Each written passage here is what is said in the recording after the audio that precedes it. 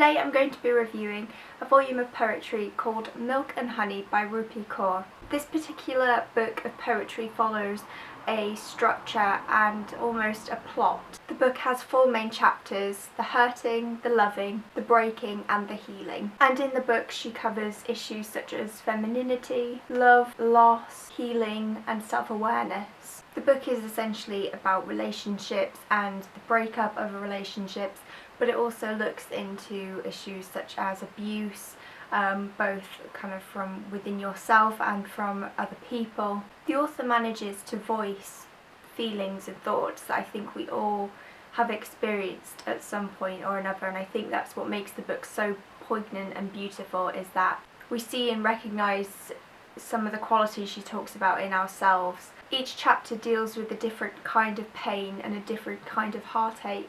My favourite part of this collection was definitely the healing chapter.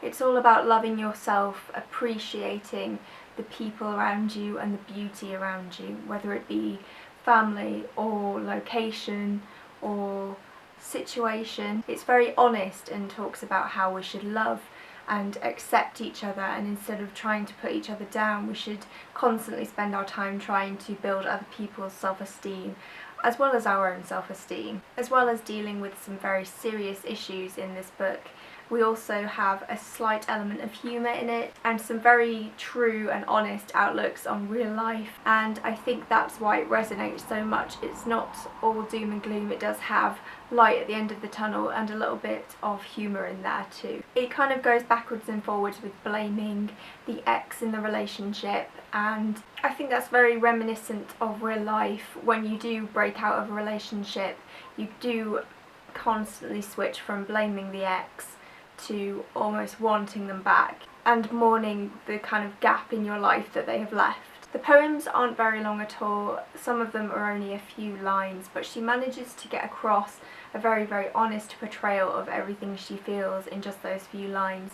The illustrations in here are also very, very beautiful and completely support the poem's message and what she wants to get across to the reader as well.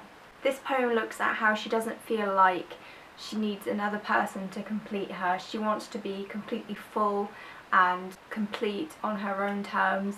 She wants, as she says, to be so complete that she can light a whole city. The final poem that I really, really love says, "I like the way the stretch marks on my thighs look human and that we're so soft yet rough, and the jungle wild when we need to be. I love that about us, how capable we are of feeling, how unafraid we are of breaking, and tend to our wounds with grace. Just being a woman, calling myself a woman, makes me utterly whole and complete." I won't go too much into my favourite poems in here because I feel like there's something that you should read as a whole collection rather than just one. Even if you can't directly relate to the issues about women's bodies, I feel like there's something in this collection for everybody, because I feel like everybody can relate to a broken relationship, let it be a romantic one, one between friends, one between family members sometimes even, and I feel like that's really, really important, and that's why I think everybody can take something from this collection. The author actually has a YouTube channel and an Instagram, so I will link those both in the description. Thank you for watching this review, I hope you've enjoyed it, and I will see you in my next video. Bye!